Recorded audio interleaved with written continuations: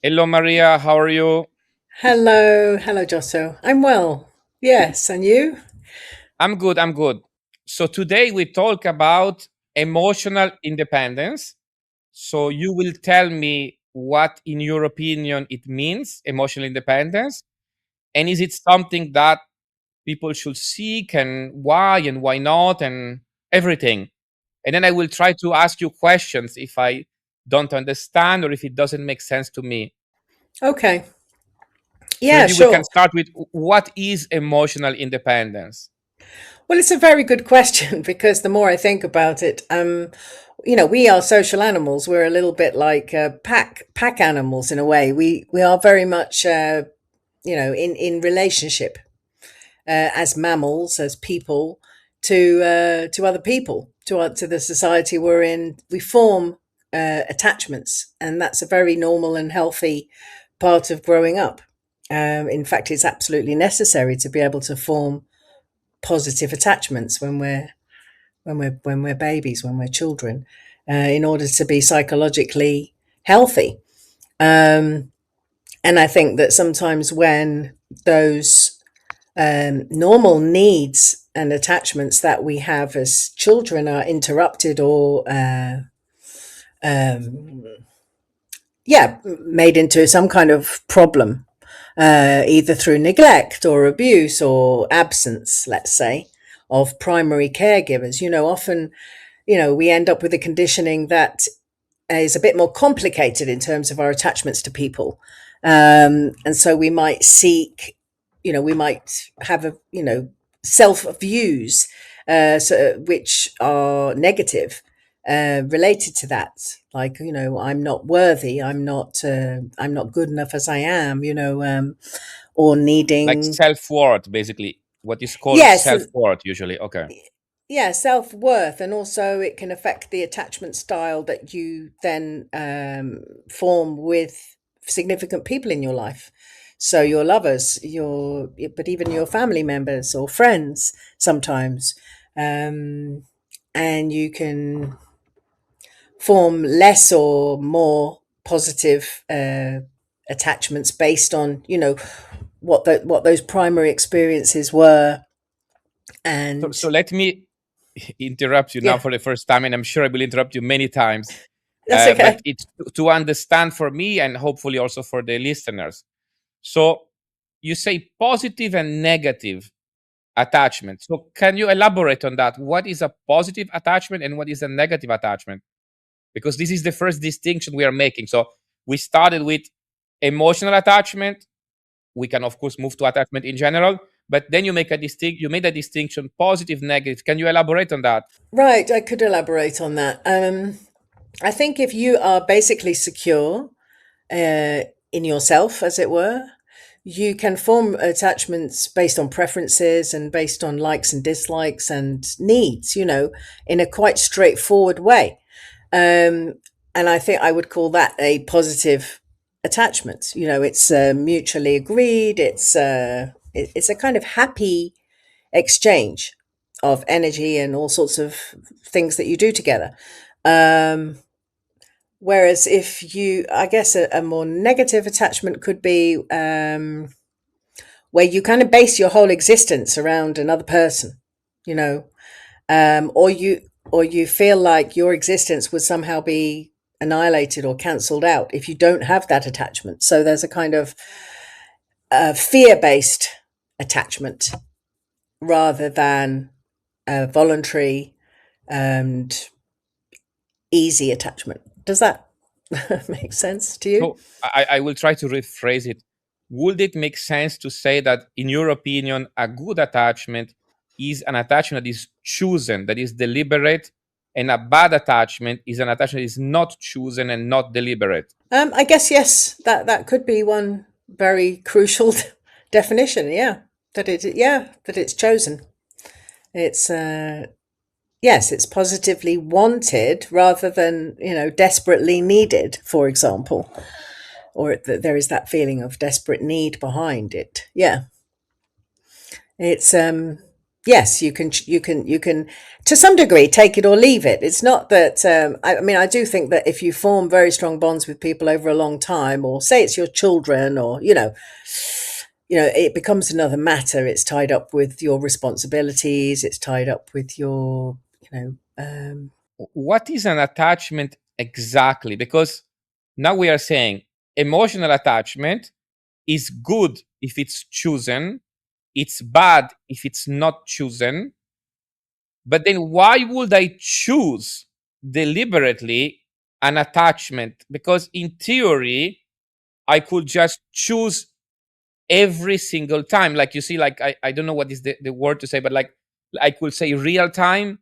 So you see, it's like, let's say I go to a restaurant. It is a superficial example, but for the sake of argument, I go to a restaurant and I choose to have, let's say, sushi with salmon. Let's say salmon sushi.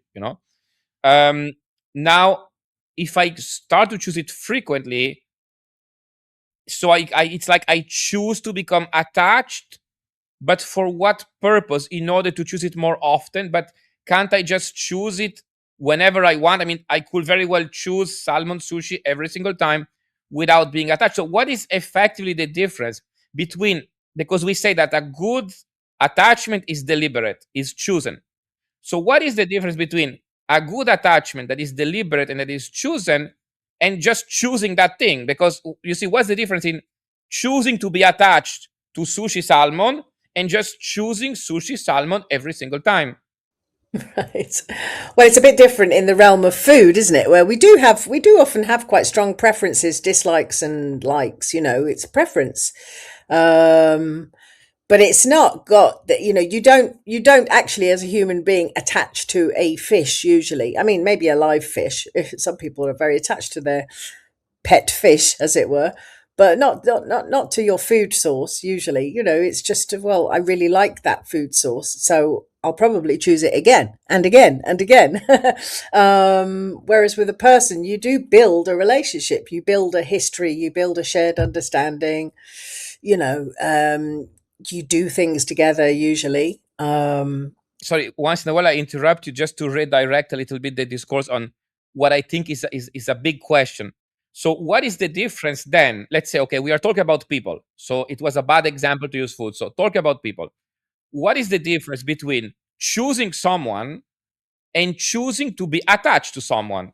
Can't I just choose someone without having to choose to be attached to someone in the realm of choosing? So we have already agreed that, let's say, attachment that is not chosen is, let's say, in quotes, bad.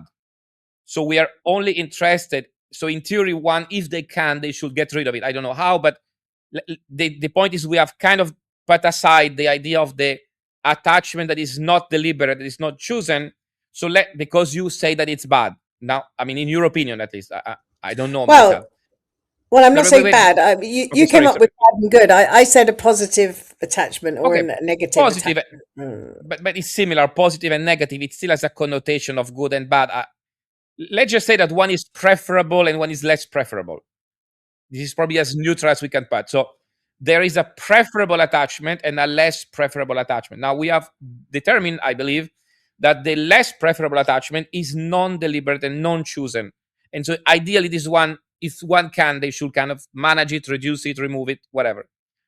But now we have the deliberate attachment, the one that is chosen. And my question is, so that's the preferable attachment. Let's say the, in quotes, good attachment. So my question is, but what is the difference between choosing someone? So we are talking about people, not food.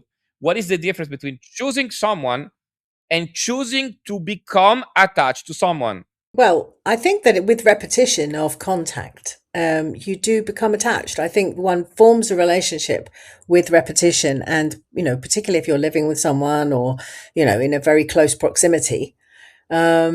I think it would be kind of unrealistic that you would just almost freshly choose to that person in the moment every time. I mean, ideally, you are seeing everyone very. The classic thing is that if you say you're husband and wife or something, you can end up feeling like you're just wallpaper to one another. You kind of Yeah, don't even. but that's usually when the relationship is not great. I guess is not something to strive for.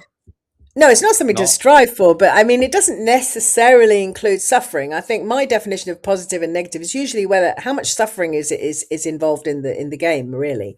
And I mean, when you become a little bit like blasé to the person that you live with, it's a bit like it's as familiar to you as the.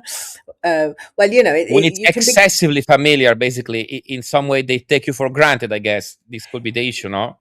Yes, there could be that you kind of ignore, you don't really take the person in anymore because they're so familiar and it's like just a whole bunch of habits in how you're relating to that person, and you're no longer taking them in a very, uh, fresh way or aware way.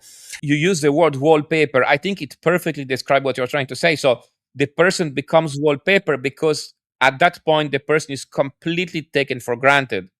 So that's just like you take for granted your wallpaper. If they become wallpaper, it means they are fully taken for granted at that point. Yes, yes, it does. Yeah. I mean, usually it's not such a, yes, but like marriages where people stay together just for the sake of, I don't know, keep they have some view that they must stay together, or some people in the old days, I think people used to feel it was terribly shameful to divorce, for example. They may have not got on for 10 years, but they stayed together because, oh, you don't divorce, or oh, we must stay together because of the children. You can have particular views which keep you in attachments which are beyond their sell by date, you could say, because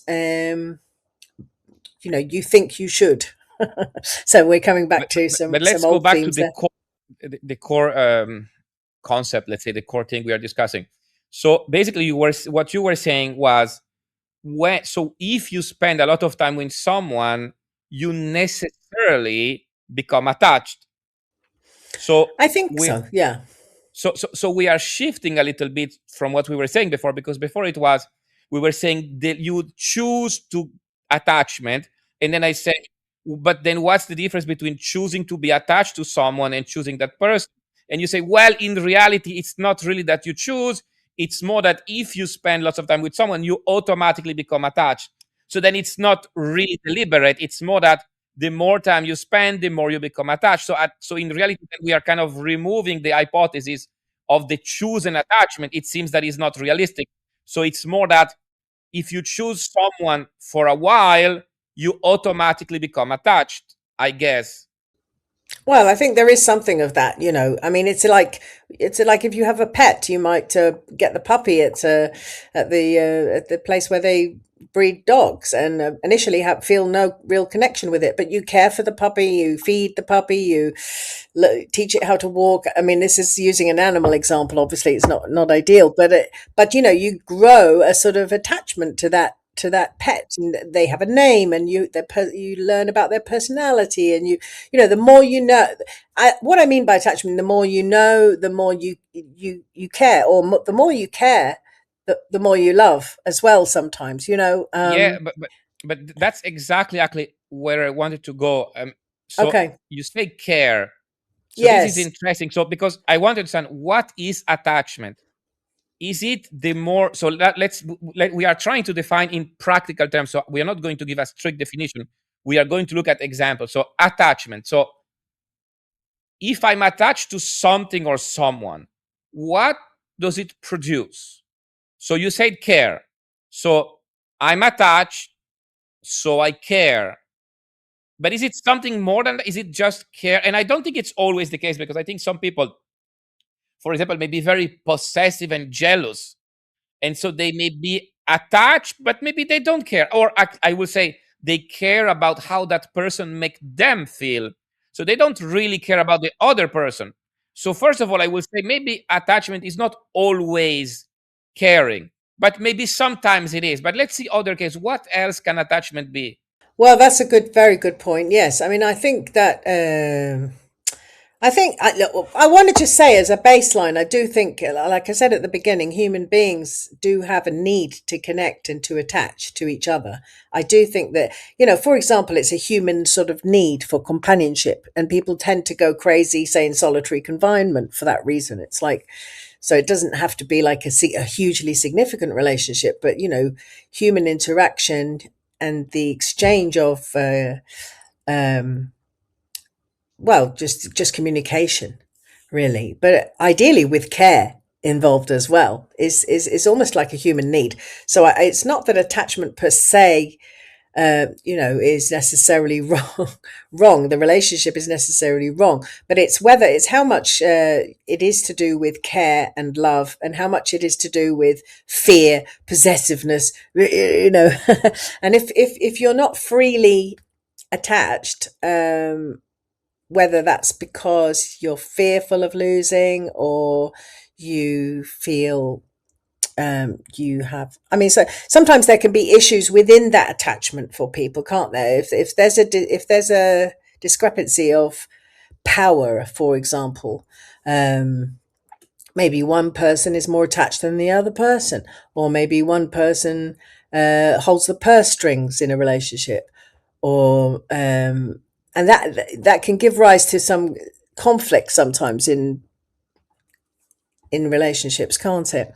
It doesn't necessarily mean the relationship is wrong or bad, or you've got to get rid of it to gain emotional freedom within that relationship, but you do need to somehow learn to face whatever it is um, that is causing the conflict. So there is something I like in what you just said, and then I have another question. But you said you use the word, the combination of words, freely attached, which I find it interesting because freely gives an indication of freedom, but attached of its opposite. So you use two words that seem to imply that have the opposite meaning. So freely attached, and it's like, how can you be freely attached? Because either you're free or you're attached. But if I understand, I'm trying to guess what it means, and then you correct me if I'm wrong.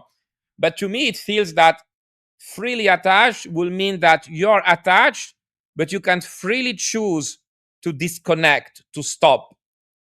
Is that correct? Did I understood it correctly? Freely attached, as in you're attached, but you can choose to stop the attachment. Is that Yes, correct?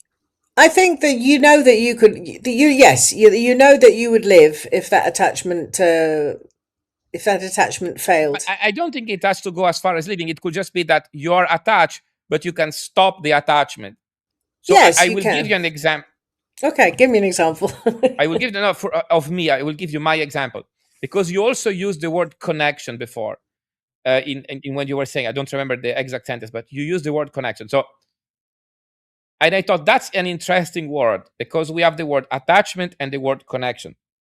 And I thought, what's the difference? Because I do experience connection, but in my case, I mean, I don't know if I don't have attachment at all or I have very little, but it's not really part of my experience. I don't feel attachment almost to anybody or anything, but I do feel connection. And then I thought, can it be that connection is what you describe as freely attached, in the sense that, because the difference with the connection is that I can decide to connect and I can decide to disconnect. Or, I mean, maybe I cannot completely decide to connect because that will involve also the other person participating, but I can choose to disconnect. So for the connection, it requires my will and the will of the other person in order to connect. But in order to disconnect, my will is enough. Whereas in attachment, basically, it seems that attachment is a form of connection from which it is hard to disconnect, which is something that I don't really experience. So I understand connection and I understand disconnection. So I can establish connection, assuming the other party is also willing, but I can always disconnect very quickly. Basically, I can accept the disconnection extremely quickly. I can process it very quickly. Um, Right, but right. then Like a loss, a bereavement, for example. Yeah. any kind of loss, separation, breakup, but not just with people, with things, with situations, So I don't know. Maybe it's part of my personality. Maybe it's part of the enlightenment process. I really don't know. But what I notice, what I observe in myself, is that yes, I do experience connection with people, and yes, it requires their participation in order to connect. I cannot just myself decide to connect, but I can decide just myself to disconnect basically whenever I want with really very limited effort. So maybe this is could it be that what I'm describing as connection is the same as the idea of freely attached? So you are attached in the sense that you have connection, but at any time you can disconnect. Right, there you go. I mean, actually, that could be a good description of what you're saying. I mean, I think that emotionally, we've talked before about this kind of area. It seems like you're a little unusual in that you have more of that generally, that kind of ability to for example, very quickly process loss and stuff like that. With my particular history, I'm not so fast with processing a loss, but I must say that post waking up, the whole picture changed for me about attachment and connection. So, listen, I mean, there was a point where when you let go of the reality of the self, the reality of the ultimate reality, well, of the other. I don't mean ultimate. I mean, in terms of intrinsic reality of self, other, subject, object, all that stuff fell away. And there was one point where I remember telling my guide, I'm a bit concerned because I feel like I wouldn't even care if my family members died. I feel so detached. And I'd never I'd always been a big attacher. I had attachment issues, you could say, from my childhood, where I had some issues of neglect and absence and things like that, which made me more an anxious connector. Yes, and trying to, well, I guess there was fear under there of abandonment or whatever. So I would overcompensate by forming really strong attachments, which then meant the world to me. And through this whole enlightenment process, I basically, at one point, I just felt so detached. I could leave the world. I could leave other people. In theory, I didn't actually leave anybody. But you could. Wait. But you could do it. I think that makes a huge difference. You didn't do it, but you could do it deliberately, freely. Yes, to come back to your freely attached point, I realized, well, hang on, is there any reason why I'm with my own family? And I realized in the end, well, the love was still there. So what you're talking about, exactly, the connection was still there. I felt a heart connection. I still cared about my partner. I still cared about my son. I still cared about my friends, and actually, I could care for far more people in anyone in the street, kind of thing. It was a more universal ability, if you like, not just. Sorry, just to clarify.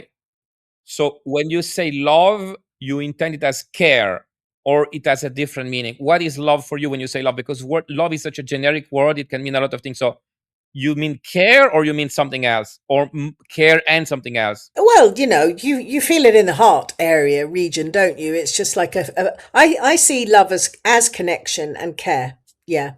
Connection and care. Okay. So we could say connections for the purpose of care. So the connection exists for the purpose of care, or No, I'd say it's without an objective. It's just so connection and care as two separate things. So connection and care. Yes, Okay. connection and care. Yeah. So basically, if you have care, sorry, just a second, just to clarify. So if you have care without connection, you don't call it love. You just call it care. And if you have connection without care, you will not call it love either. But connection and care, you call it love. Is it correct? Well, yes. I mean, we have to put labels on things. I mean, I'm not sure about that distinction. Actually, say that. Can you say that again in a slightly So different way? basically, we have two components. We have connection and care. Now, first I'm saying, what about only care without connection? Maybe this is not love, because after all, maybe you care about a dog shelter, and you give some money and you care, but it's not love, But then you could have connection. Let me just give the example, like the matrix, the combination. So you could have connection with not caring. So you're connected to someone, but only because they make you feel good, but you don't really care about them. You just care that they make you feel good. So one will be only care. And I will argue it's not love. Like the dog shelter, you give money, you care about the dogs, you don't love anybody, you just care. Then we could say that there is the case where you are because there is no connection with those dogs. So basically, in the case of the dog shelter, we have the care, but we don't have the connection. So let's argue for now that it's not love. The dog shelter, care, yes, connection, no. Then let's say we have someone, you meet some guy, I don't know, some person that is really amazing, and it really makes you feel good. And so you have a very strong connection, but maybe you don't care about him, let's say, or her, or whatever. I mean, you care that it makes you feel good, but it's kind of a selfish thing. So the connection makes you feel good, but there is no care. I would argue that this is not love. This is more possessiveness, or Well, I think this is what I was talking about more with negative attachment thing, is when you kind of you use somebody as like an object to fulfill your, subjective needs. And so it kind of temporarily makes you feel good, or as long as that person behaves in a particular way, of course, you feel good. And if they don't behave in a particular way, you're probably very annoyed with them instantly, because they're not they're not meeting that, that need, that selfish need. So yes, I would say that's what we could say in that example is that another element of love could be agency. So in the sense that you don't recognize their agency. So they're just a tool for you. You see, so you could say, I have let's say you have a connection with someone, and you feel very good. You call it love. But in reality, you only care about how they make you feel, and you don't care about them. In some way, it's like you don't recognize their agency as a human. You just see them as a tool for your own satisfaction of your own desires.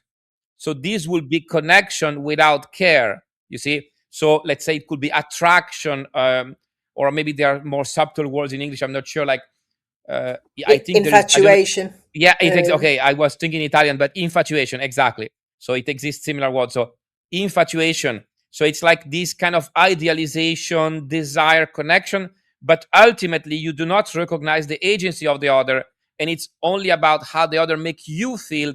And so it's still a connection, but without care. So I think it's reasonable, let me know if you agree, that we could actually argue that love is the combination of connection and care. Now, if you have only care, it's possible you care about the dog shelter. There is care, but there is no connection, so it's not love. And if you have only connection, especially if it's pure infatuation and you don't give agency to the other, and let's say you don't care about the other, it's pure connection without the caring part. So it's more like a selfish love. Then it's not real love. It's connection, yes, but without caring. And this, I would argue, it's not love. So maybe we can say that love is the combination of caring and connection. So if you have connection and caring, or caring and connection, if you have both, then you effectively have love. Yeah, okay. I would actually argue that the dog shelter, the sort of giving to creatures that you don't, have they can't give you anything, right? In return, is a kind of has got a component of love in it, because it's to do with that recognition of other life that can suffer or not suffer, be better in better circumstances or not be in better circumstances. So actually, the giving to a dog shelter might be kind of more loving than the other type of relationship you just described, where you know you don't care about the other No, but I will person. say, of course, if you have to choose between only caring and only connection, I will argue that only caring is much better, let's say, than only connecting. But the thing is, we could also have this love where you have both. Let's say you give a lot of money to a charity in Africa of people you will never see, Now, of course, you care, but you cannot say you have a connection with people you have never seen and you will never see. Well, except you have a fundamental. Well, do you or not? Because in a way, you could say, well, there is fundamental connectedness. It's like you're Yes, not. yes, of course, but it's less direct. So I think maybe most people will. I mean, at the end, everything is very, you know, how you say it's not black and white. It's like it's a continuum. So it's like, yes, of course, but we can we can discuss where it starts, where it stops in a continuum. Like it's like shades of gray instead of black and white. But the point is, I think most people will consider love as a maybe one-to-one thing within family or in a relationship. And what I'm arguing here is that basically you can call it love if there is the combination of caring and connection. If you have only caring, yes, it's still a form of love, but it's not the classic of love that people intend when they say the word love. And if there is only connection, it's more like a selfish love. So it's not really love because you don't care. So the love will be both. The love will be the connection and the caring. But there is also an element of discernment as well and choice in the whole thing, isn't there? Because, you could, in theory, be this extra loving, connected sort of person and form all these attachments or connections with so many people, but actually, kind of, in practical terms, we often have to kind of choose to live with particular people. We have to choose to work with particular people. We have to choose to, do you know what I mean? There is an element of um, drawing boundary lines, even if they are arbitrary in a sense. They're not fundamentally meaningful, but practically necessary. So I will argue that this is true for connection in the sense that you cannot really unlimitedly, you have a maximum bandwidth, a maximum amount of, let's say, links that you can connect to. Or I mean, you can connect to a million people, but then it's a very weak link. So you cannot have a strong link in terms of connection with 1,000 people. Now you can care about a million people, but you cannot connect. So I will say there is an element of scarcity when it comes to the connection. So you cannot really connect with that many people, but you can care with as many people as you want. Well, I think we've kind of done it there, haven't we? Just defined what those different components are. So yes. So let's try to go back, to do one step back. So I'm not even sure why we discussed about love, but wait, I think it will come to me. So basically so love is the combination of connection and caring. Now, and we were discussing this idea, so that basically the free attachment, that is the good attachment, is the connection, because it implies that you can disconnect. Whereas if you just connect and you cannot disconnect, then it will be, let's say, the bad attachment where you're stuck. So ideally the good attachment, so maybe emotional independence could mean the good attachment. So the ability, maybe what emotional independence is the ability to connect but also disconnect almost at will. So I connect to someone and I disconnect whenever I want. I care and I can stop caring. Now, maybe that's a little bit different, but let's look at the connection now, or let's stick with the connection. So the idea is, so good attachment will be free attachment, let's say freely attached, as you said. So good attachment is free attachment. Free attachment is effectively connection. So it implies that you can connect and disconnect. So maybe what emotional independence it means the ability to connect and disconnect. So it's not really a state, it's not really a situation, it's not really about the environment, it's not really about other people. It's about your ability to deliberately connect and disconnect. Now, most people can deliberately connect, but maybe not so much, because some people, let's say they fall in love, so they kind of connect against their will, and then they can remain attached when things go, let's say things go bad, and they remain attached. So yeah, I will say connection can be created and also stay against your will, and that will be a form of emotional dependence. But I think the mistake is to believe that the emotional dependence, so the opposite of independence, that the issue could be to believe that the emotional dependence is about other people or about specific people. But I will argue it's actually about your skill to connect and disconnect. So it's not that you're not emotionally dependent or independent versus someone. I mean, No, in relation to someone. Yeah, you're dependent. so either you have the skill to be emotionally independent or you don't have it. And the skill technically specifically means the ability to connect and disconnect at will. So if you don't get to choose when you connect and when you disconnect, and it just happens to you, then you don't have emotional independence. But if you have the skill and the ability to connect and disconnect at will, so you can form the attachment, but you can also cut it whenever you want.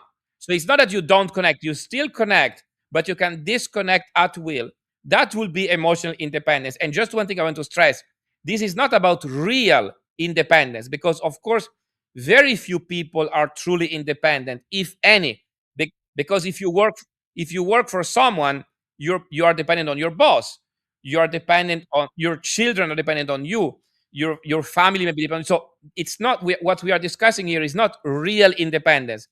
We are discussing of emotional independence, intended as the ability to connect and disconnect at will. Yes, and what gets in the way so yes, that would be interesting, wouldn't it, to follow on with, is what gets in the way of that ability, or what helps that ability to connect at will or disconnect at will. And that kind of refers, well, that's kind of what I was talking about at the very beginning of our conversation, where things like fear can get in the way of, or guilt. Say you kind of formed an attachment, and it was kind of quite a selfish one in a way. And then you realize, oh God, that person is really affected by what I'm, Like, what did I do? Like, what did I do? Oh, I better be nice to them and continue to be nice to them, because I messed up their life, or whatever. So yeah, guilt, fear. I mean, can you think of other things? no, but I think I cannot think of any other, but I think there is an interesting point in what you're saying. And the point is that basically emotions, so specific, at least specific emotions, could be the thing that prevent you from disconnecting. So let's say you have connected, whatever the reason, doesn't matter. You have connected. Now you want to disconnect, but certain emotions could prevent you from disconnecting, like fear or like guilt, or maybe others I cannot think of, but it doesn't matter. The viewers can think of other emotions. So the idea would be, it's the emotions potentially that makes it hard to disconnect. What do you think? Do you agree? Yes, emotions, but what are those emotions based on? Usually people's past experiences. So I think if people can be aware, why of what the basis of their attachment is, the basis of their connection, let's say, um, as much as possible, it can help when you get to the point where you might need to disconnect, or you might need to withdraw. So you mean what? So you mean you have to identify what is the cause of your attachment. So why are you attached? For example, is it guilt? Is it fear? Is it something else? Is that correct? Yes, I think that can help. It can help to know, what is driving, what is motivating that connection. And so once you have identified it, let's say you identify it's fear or it's guilt, the two examples we have, what do you do? Now that you have identified it, what's the next step? I think just even identifying it can free up the dynamic some more. I mean, it doesn't mean that you necessarily, say you feel like maybe I'm staying with someone based on fear, then you'd look at the fear. Well, is that real? Is that, is that going to actually dictate my my life, my behavior? Well, you could look at where it comes from originally, but you could also look at it in quite practical terms. Is that actually a realistic fear? And is that going to be the main denominator of the main? That's the wrong word. The main decider, let's say, of my actions. But similarly, say with guilt, say you made you made a connection, and you realize that you need to withdraw, or you want to actually withdraw from it, but you've made too much investment in it, as it were. You kind of, and the other person is now fully hooked into you in a desperate way. Again, an unhealthy attachment. So you It's could like, feel well, guilty. yes, you could look at, well, okay, I don't know. I don't really know how you'd get out of that, really, aside from not allow guilt to be the main. But in general, you are saying that looking, like observing the emotion, is helpful. So as you look at the emotion, you look at the fear, and you're like, why do I feel fear? Does it make sense? Is it reasonable? Where it comes from? As you dissect, as you observe from many angles the emotion, maybe it kind of weakens by itself, no? Because it becomes more I think maybe the idea is to bring it to consciousness. So it's like, initially it's kind of like a blurry thing you don't understand. So you start to look at the fear, like, why do I have this fear? What is the reason? Does it fulfill a certain need? What caused it? And as you look at it, the fear goes from your unconscious to your conscious, and it's probably more manageable. Same for the guilt. If you just feel guilty but you don't know why, you cannot manage it. If you feel scared but you don't know why, you cannot manage it. But if you start to look, to observe, to do introspection, and to bring the emotion into your conscious, and to look at it from any angle, perspective, why is it, how does it affect me, and where it comes from, then it started to become more manageable, I will argue, because it's in your conscious mind. So it went from your unconscious to your conscious, and so it's a lot more manageable. And maybe that's how you manage. You realize. So if someone of our viewers, let's say, they have an issue with, let's say, emotional dependence, which would be emotional attachment. So they want to disconnect, but they cannot, and the reason is probably an emotion. Then what they should do is they should look into that emotion and bring it from the unconscious to the conscious, as they observe, as they understand this emotion, where it comes from, what causes it, and why it's there, and how it affects them. This emotion will probably weaken, will become more manageable, and then maybe they will be able to press that button to disconnect. Yes, exactly. I think that would be key. I mean, it's a bit like, when children fear a monster under the bed in the dark. Have you? I don't know whether you ever did as a child. You kind of imagine I don't this. remember. Maybe yes. I don't remember, but Well, I am aware of the situation. Yes. Well, it's a classic fear, isn't it? There's a monster under the bed. I can't sleep, Mum and Dad. There's a monster under my bed. So what's the answer? You turn the light on and get a torch and look under the bed. Come on, let's look under the bed. Oh, no monsters, But yes, and something that, I mean, that's not actually a parallel exactly, but I think what is not seen, or what is half seen, say in the dark of unconsciousness, It's more is much powerful.